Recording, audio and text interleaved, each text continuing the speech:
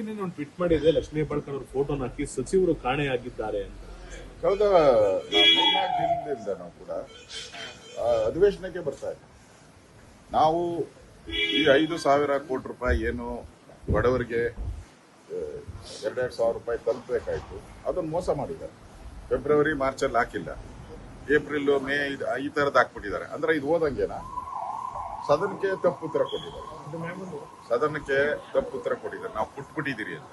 ಒಬ್ಬ ಮಂತ್ರಿಯಾಗಿ ಸದನವನ್ನ ತಪ್ಪು ದಾರಿಗೆ ಎಳೆಯುವಂಥದ್ದು, ಸದನದಲ್ಲಿ ಹೇಳಿಕೆ ಮಾಡಿದ್ರೆ ಅದು ಸ್ಟಿಕಾನ್ ಆಗಿರ್ಬೇಕು. ತಪ್ಪು ಹೇಳಿದ್ರೆ ಅದಕ್ಕೆ ಶಿಕ್ಷೆ ಆಗ್ಬೇಕು, ಇಲ್ಲ ಅಧಿಕಾರಿಗಾದ್ರೂ ಆಗ್ಬೇಕು. ಅವರು ನಾವು ಪದೇ ಪದೇ ಸ್ಪೀಕರ್ಗೆ ನನ್ನೇನೋ ಹೇಳಿದ್ರಿ, ಕರ್ಸಿ ಅಂತ ಹೇಳಿದ್ರೆ ಬರ್ತಾನೆ ಇಲ್ಲ. ಏನ್ ಮಂತ್ರಿ ಏನು ಚಂದ್ರಲೋಕಕ್ಕೆ ಹೋಗಿದ್ದಾರ? ಸ್ಯಾಟಲೈಟ್ ಕಳಿಸ್ಬೇಕ? ಅದಕ್ಕಲ್ಲಿ ಉತ್ತರ ಕೊಡ್ಬೇಕಾಯ್ತು. ಆ ಧರ್ಮ ಕೊಡ್ಲಿ, ತಪ್ಪು ಕೊಟ್ಟಿದ್ರೆ ಕ್ಷಮಾಪಣೆ ಕೇಳ್ಬೇಕು. ಡಿಬಿಟಿಯಲ್ಲಿ ಬರೋ ದುಡ್ಡು ಎಲ್ಲೂ ಮಿಸ್ ಆಗಲ್ಲ, ಬಿಜೆಪಿ ಅವ್ರು ನಾಟಕ ಮಾಡ್ತಿರೋದು ಅಂತ ಹೇಳ್ತೀವಿ. ಡಿಬಿಟಿ ಮಾಡಂಗಿದ್ರೆ ಉತ್ತರ ಯಾಕೆ ಕೊಟ್ರಿ ನೀವು? ಸದನದಲ್ಲಿ ಡಿಬಿಟಿ ಆಗಿದೆ ಅಂತ ಉತ್ತರ ಯಾಕೆ ಕೊಟ್ರಿ? ಆಗಿಲ್ಲಲ್ಲ. ದಾಖಲೆ ಕೊಟ್ಟಿದ್ದೀನಿ, ನಾನು ದಾಖಲೆ ಕೊಟ್ಟಿದ್ದೀನಿ. 8 ಜಿಲ್ಲೆ ದಾಖಲೆ ಕೊಟ್ಟಿದ್ದೀನಿ. 2 ತಿಂಗಳು ಕೊಟ್ಟೇ ಇಲ್ಲ. ಮೋಸ ಮಾಡಿದ್ದಾರೆ. ಸದನಕ್ಕೆ ತಪ್ಪುದಾರಿ. ಸುಳ್ಳು ಹೇಳೋದು ಕೂಡ ಅಪರಾಧ. ಸುಳ್ಳು ಹೇಳಿದರೆ ಅಪರಾಧಕ್ಕೆ ಶಿಕ್ಷೆ ಆಗ್ಬೇಕು. ನಾವು ಇದೇ ತರ ಏನಾನ ಮಾಡಿದ್ರೆ ನಾವು ಇವತ್ತು ಧರಣಿನೂ ಕೂಡ ಮಾಡಕ್ಕೆ ಹಿಂಜರಿಯಲ್ಲ. ನಮಗೆ ಉತ್ತರ ಬೇಕು.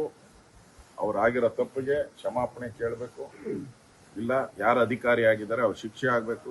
5,000 ಕೋಟಿ ರೂಪಾಯಿ ಏನ್ ಸಾಮಾನ್ಯ ಹಣ ಅಲ್ಲ. ಹಂಗಾರೆ ಕೊಡ್ಬೇಕಾದ್ರೆ ನೀವು ಅಲ್ಲಿಂದಾನೇ ಶುರು ಮಾಡ್ಬೇಕಾಯ್ತು. ಫೆಬ್ರವರಿ ಮಾರ್ಚ್ ಕೊಟ್ಕೊಂಡು ಏಪ್ರಿಲ್ ಕೊಡ್ಬೇಕಾಯ್ತು. ಅದಂಗೆ ಫೆಬ್ರವರಿ ಮಾರ್ಚ್ ಬಿಟ್ಬಿಟ್ಟು ಏಪ್ರಿಲ್ ದುಡ್ಡು ಕೊಡ್ತೀರಾ ನೀವು? ಎಲ್ಲಾನ ಇತಿಹಾಸ ಇದೆಯಾ ಇದು? ಅದರಿಂದ ಇಲ್ಲಿ ಸರ್ಕಾರ ಮೋಸ ಮಾಡ್ತಾ ಇದೆ. ಬಡವರ ಹಣ ತಿಂತಾ ಇದ್ದಾರೆ. ಹೇಳಿದ್ದೇನು ಗ್ಯಾರಂಟಿ ಕೊಡ್ತೀನಿ ಅಂತ ಹೇಳಿ ಮೋಸ ಯಾಕೆ ಮಾಡ್ತಾ ಇದ್ದಾರೆ? ಅದು ಬಿಜೆಪಿ. ಕಾಂಗ್ರೆಸ್ನವರು ಇವತ್ತು ಬಿಜೆಪಿ ಬಂದಿರುವಂತದ್ದು ವಿಜಯನ್ ಅವರು 2 ದಿನದಿಂದ ಕಾಣಿಸ್ತಾ ಇಲ್ಲ. ಅದನ್ನ ಯಾಕೆ ಬಿಜೆಪಿ ಅವರು ಕೇಳ್ತಿಲ್ಲ? ಇಲ್ಲ, ಹೊಸದಾಗಿ ರಾಷ್ಟ್ರೀಯ ಅಧ್ಯಕ್ಷರಾಗಿದ್ದಾರೆ. ಅವ್ರು ಭೇಟಿ ಮಾಡಕ್ಕೆ ವಿಶ್ ಮಾಡಕ್ಕೆ ಹೋಗಿದ್ದಾರೆ. ನಾವು ಆದರೆ ಅಧಿವೇಶನ ನಡೆಯೋದ್ರಿಂದ ಹೋಗಕ್ಕಾಗಿಲ್ಲ. ಅಧಿವೇಶನ ಆದ್ಮೇಲೆ ನಾನು ಹೋಗಿ ವಿಶ್ ಮಾಡ್ತೀನಿ. ನೋಡ್ರಿ, ಈಗ ಮಹಾತ್ಮ ಗಾಂಧೀಜಿಯವರು ರಾಮನ ಭಕ್ತರವರು. ಅವ್ರ ಕೊನೆಯವರೆಗೂ ರಾಮ ಅಂತ ಹೇಳ್ತಾ ಇದ್ರು. ಈಗ ರಾಮ ಹೆಸರಿಟ್ರೆ ಏನ್ ತಪ್ಪು? ರಾಮನ ಆದರ್ಶ, ಗಾಂಧೀಜಿಯವರ ಆದರ್ಶ ಇವೆಲ್ಲನೂ ಕೂಡ ನಾವು ಬಿಜೆಪಿ ಪಾಲನೆ ಮಾಡ್ತಾ ಇದ್ದೀವಿ. ಗಾಂಧೀಜಿಯವರ ಆದರ್ಶ ಮುಖ್ಯ. ಅದರಿಂದ ಕೇಂದ್ರ ಸರ್ಕಾರ ತೀರ್ಮಾನ ತೆಗೆದುಕೊಂಡಿದೆ. ಅದಕ್ಕೆ ರಾಮನ ಹೆಸರು ಇಟ್ಟಿದ್ದಾರೆ. ನಾವು ಅದನ್ನ ಸ್ವಾಗತ ಮಾಡ್ತೀವಿ.